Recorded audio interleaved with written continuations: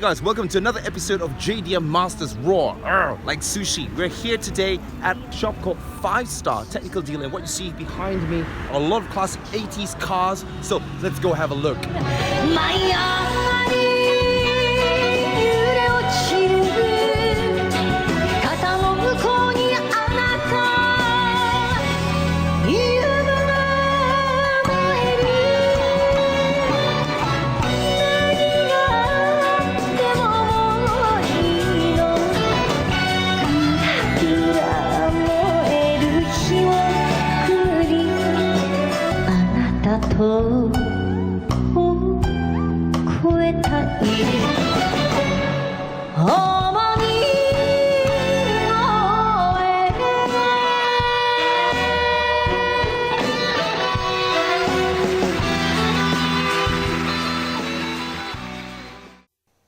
The used car dealer that I happened to chance upon was right opposite the Hobby Off and Garage Off, which we talked about in the last video, having a splendid display of mostly 70s and 80s and some early 90s luxury sedans like this Y32 Nissandric over here, very popular back in the day, and a Toyota Mach II from the 4th generation of the fender mirrors, which are only shown in Japan. Here is a 1971 3rd generation Nissandric, and we have a splendid display of a lot of different cars from the heyday of the bubble economy, mostly in the original colors and mostly stock form.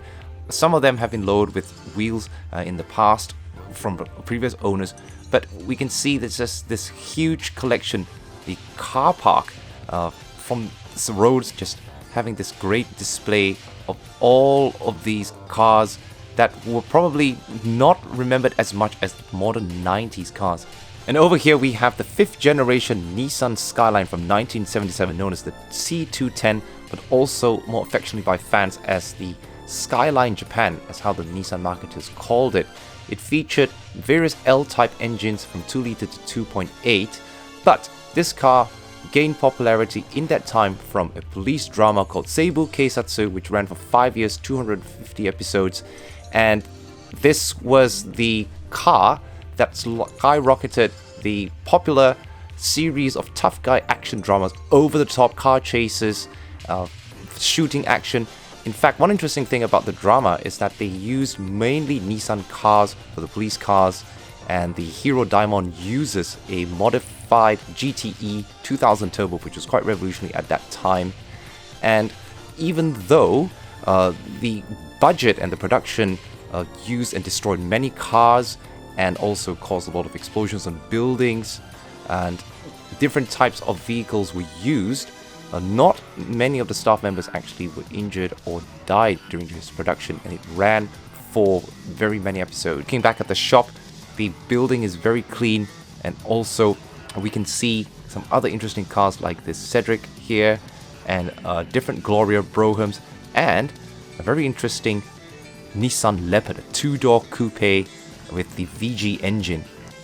And just walking further down, I spotted a very interesting but rare Mitsubishi Starion GSR-VR, the last rear-wheel drive coupe from Mitsubishi before they went to front-wheel drive, and was also popular in the WRC. You can see here the old logo, MMC, standing for Mitsubishi Motors Corporation, with the decals in the original black color. Looking at this very interesting and very 80s futuristic inspired interior with all the buttons on the instrument console, and even though the shapes are relatively square, you can see how the designers have integrated some curves in the right places with these sort of vents that are part of the styling, even though most of the aeroback shapes like the 70s Supra over there is mostly familiar. But what was striking about the Starion is the front, the chiseled angle with pop-up headlights and that strong bumper. You can see the side profile looking very much like a Japanese Knight Rider with the big fenders. This car also appeared in another late 80s to 1990 police action drama, Gorilla Keisho Sosa Dai Happan, and this is the modern series of the police dramas. Here they made a special Gullwing edition, and all the cars featured in this police drama featured mostly Mitsubishi cars. In fact, they even had a first generation Eclipse with also a Gullwing model, and this television show was very popular for its car stunts and fast police action, and such was the genre. Here is a Z31 Fairlady Z, and this was also not so favorite these days. Here is the Kumamoto original Nissan dealer sticker, which is something of a collector's item if you do buy your cars from Japan.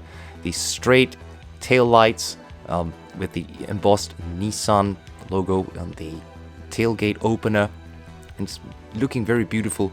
This looks like the original color, and you can see over here just those fender curves, and it's nice to see the OK sticker still present on the rear glass, which is the QC sticker. Very interesting to see. Also, a highlight of cars of this age was the sort of Targa top, which only opened on both sides, and it contributed to like a glass sunroofless sort of style. And on the fender, you can see on the bonnet line and also the intake on one side, the half sleepy pop-up lights, which was something of a unique feature since other cars had a fully integrated pop-up headlights. The Z31 was very much a very futuristic looking car, perhaps too early for its time. And let's go back and have a look at the rear of the Mach II that we saw earlier. The fender mirrors, how does it actually look like from the driver's seat? Were they actually better in visibility than the usual wing mirrors? Of course, this is a very important feature for collectors of 80s cars, and you can see many cars still retaining this feature and are collector's items. Here is a second generation MZ20 Soarer with the two-tone colors, which is very prominent and a feature of style in the 80s and also early 90s cars. Here with the original wheels and a bit lowered. And next to it is a MZ10 first generation Soarer, the champagne gold and also its chrome fender mirrors, and the logo over here, which is very prominent on Toyota cars in Japan, and a Cresta, which is a Mach II and Chaser spin-off, the Super Lucien, more of a base model. Very nice grills, also very lowered. Oh, and we can also see a earlier Mach II, which at that time was still known as the Corona. Quite different here with the very nice blue metallic tone. And let's have a look at the badge over right here. The Corona Mach II. Mach II was actually a spin-off, and this styling was quite unique in the sense that it actually mimicked the crown. Down here, the 80s style Pioneer box type rear speakers, which were also very popular. Looking inside, and you can see the themed, also similar colored interior, fender lights, very nice and clean. I believe a lot of these are still the original color. And the mark or the emblem on the front derives from the Corona. A lot of accents on the car, which just makes it very, very premier looking. This is a Leopard, which is the second generation and also used a lot in a certain film which we're going to be talking about. But look here, also two-tone color and the original wheel caps with the leopard marking. This car appeared in the mid-80s police detective drama Abunai Deka, which featured a lot of Nissan cars, and the heroes used the Nissan Leopard performing all kinds of stunts. It was two detectives who were known for their dangerous antics, therefore the word Abunai in Japanese. They would have all these heroic antics, very much like Miami Vice, taking place in Yokohama area of Japan, and a lot of these stunts were also the highlight of the show, something very macho for that time and era. Flying around, and of course, collectors of these cars are fans of that series. Here is a Nissan Nissandric from the late 70s, and you can see this is actually a sort of hardtop coupe. I'll explain a little bit about that. You can see here that inside there is no B pillars, and the lace or white cloth covers is actually a very premium thing and very popular with more mature gentlemen customers during that time. Very nice to see it very clean here and maintain original items from the dealer. And that's a straight 80s dashboard with also the wraparound glass. And you can see here another form of a Toyota lace half cover on the rear seats and the front seats. These things were very expensive back in the day, costing as much as 70,000 yen for the premium ones from the dealer. And of course, a lot of these hard tops, as we mentioned earlier, didn't have the B-pillar. It only went up as much as the doors, which didn't contribute to a lot of body rigidity, but it was a style for a lot of visibility. And you can see here on this Nissan Roham, very nicely maintained, a very classy color, a little lowered, which was more of the stance style. The SEMA spec was also a much larger one. And here we have also another example of 80s bubble economy luxury, those plush seats looking a lot like luxurious high-end sofas, something that sort of faded out in the 90s. Also pillarless here, and just that interior, I'm not sure if you guys can really see it that much. A lot of chrome lining around, and that pinstripe on this Nissandric Brougham, with also styles copying European cars. More important bonnet ornament, and also the later version Cedric kind of looks a bit like a cross between a Jaguar and a Mercedes-Benz. Amazing to see all of these different cars down here being displayed. Obviously, 5-Star is a dealer that focuses a lot on the nostalgia and retro. Here is a 4-door Leopard, which was also a B-pillarless style.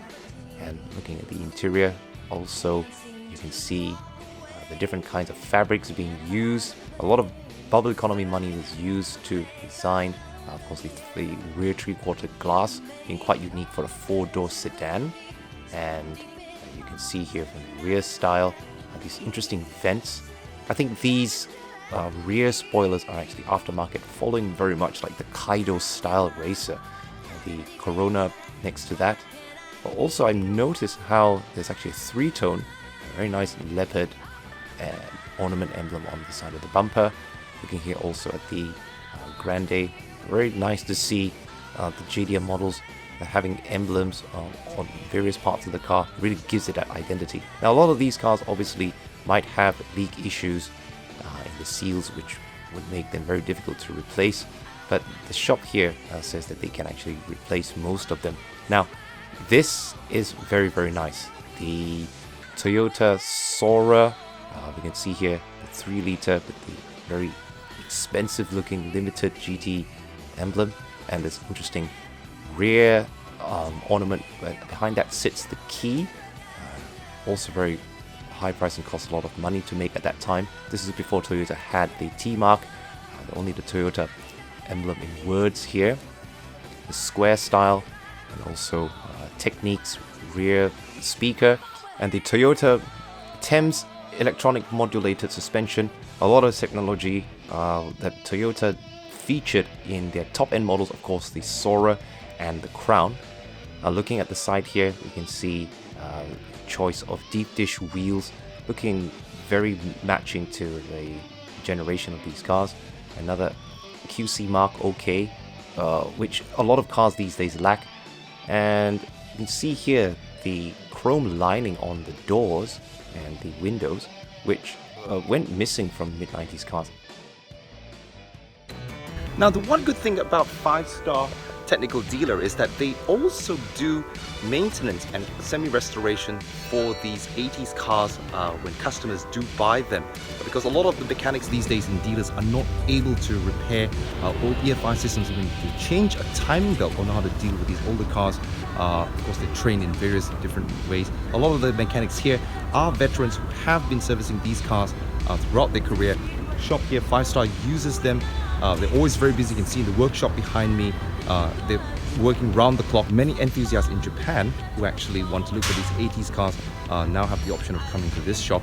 So we're going to be talking to them in the future The manager has very kindly allowed us to take out some of their cars and do a full review. Very difficult to get these cars by owners these days. It's going to be a really interesting chance. And let us know in the comments what kind of models you want us to review. Maybe the start with the 20s, the Soarer, and maybe the Nissandric or the Leopard, or even that very nice Starion GSR. So until next time, guys, peace out.